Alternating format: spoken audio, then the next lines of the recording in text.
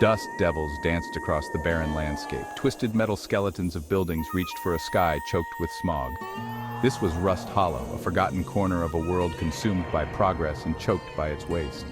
Out here, survival was a daily struggle, and justice was a luxury few could afford. The sun, a baleful red eye, beat down on the parched earth. The air hung heavy, thick with the stench of decay and despair.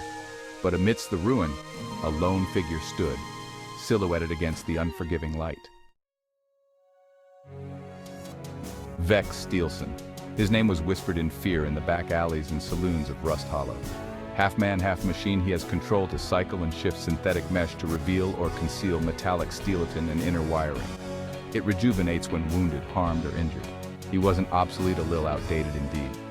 He knew there was one objective that was always there, like it was never meant to be completed. Rid this region of outlaws. Dispense justice any way one can. Restore order in this region, a cybernetic sheriff in a town that had long forgotten the meaning of law. His face, weathered and scarred, was a testament to the harsh realities he faced. A cybernetic eye, cold and calculating, scanned the horizon, missing nothing. His right arm, a marvel of steel and wire, hummed with restrained power. Beside him stood Cinder, his mechanical steed. A marvel of salvaged tech and raw power, Cinder was more than just a mount.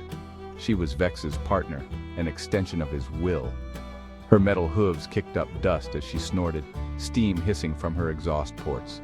The rhythmic clang of her gears was the only sound that dared break the silence of the wasteland. Cinder was a symbol of hope in a hopeless place, a reminder that even in the darkest corners, justice could ride. Vex had ridden into Rust Hollow a week ago. The town was under the thumb of the Red Circuit Riders, a ruthless gang of tech scavengers who ruled with an iron fist and a twisted sense of justice. They preyed on the weak, extorting the few scraps of valuable tech left in the world. Their leader, a hulking brute known only as Sparky, had instilled a climate of fear that permeated every corner of Rust Hollow. But fear was a language Vex understood, and he was fluent. Vex had spent the last few days gathering information, his cybernetic ear picking up whispers in the wind. He learned of the Red Circuit Riders' brutal tactics, their hidden stronghold, and their plans to raid the last remaining supply depot in the region. He had to act fast. Time was a luxury he couldn't afford. The lives of innocent people hung in the balance. He would face Sparky and his gang, and he would bring them to justice, or die trying. The Red Circuit Riders were a plague on Rust Hollow. Led by Sparky, a giant of a man with a crude energy whip and a heart full of malice, they terrorized the town with impunity. They were scavengers, thieves, and murderers, their bodies augmented with stolen tech that pulsed with a malevolent energy. Their symbol, a red circuit board emblazoned on their leather jackets, was a mark of dread. Wherever they went, chaos and fear followed. Vex chose his moment carefully. Chaos and fear weren't their only followers. He would strike swiftly and decisively, catching them off guard. His cybernetic eyes zoomed in on their hideout, a dilapidated factory on the outskirts of town. It was time to end their reign of terror. Section 8. Steel and Fire. The air crackled with energy as Vex and Cinder stormed the factory. Gunfire erupted, the sharp staccato of laser blasts echoing through the desolate halls. Vex moved with machine-like precision, his cybernetic arm a blur as he deflected energy bolts and returned fire. Cinder, a whirlwind of metal and fury, trampled any who dared stand in her path. Her metallic snorts mingled with the cries of the fallen. The factory floor became a chaotic ballet of steel and fire. Section 10. Scars of the past, shadows of the future.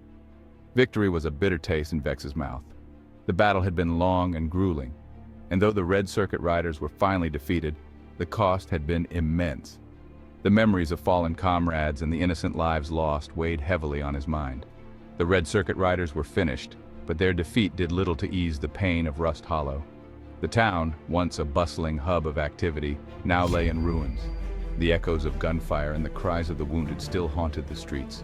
The scars of their cruelty ran deep, a constant reminder of the fragility of peace. Buildings stood as hollow shells.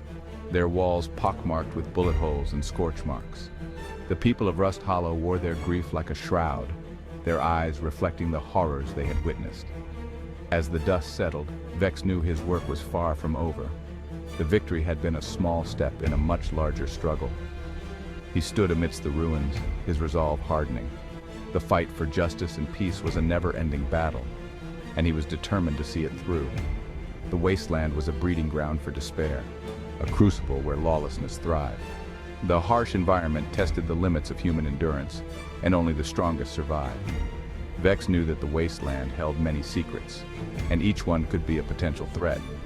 There would always be another threat, another gang eager to exploit the weak and desperate. The Red Circuit Riders were just one of many. Vex understood that his mission was far from complete. He had to remain vigilant, always ready to face the next challenge. The shadows of the future loomed large, but Vex was prepared to confront them head-on, no matter the cost. Later that day, Vex is engaged in a target practice exercise. All targets were hits, most of them bullseyes. Then all of a sudden he breaks the fourth wall to engage me, you, anyone, and everyone who is watching. You there, partner. I reckon if you want to have a challenge, in the spirit of good old competition's sake, we ain't gonna see who can hit the most bullseyes or targets. If you could try to hit the like and subscribe boxes, I appreciate the time taken to watch this. I feel very fortunate, truly. Thank you for watching. Till next time.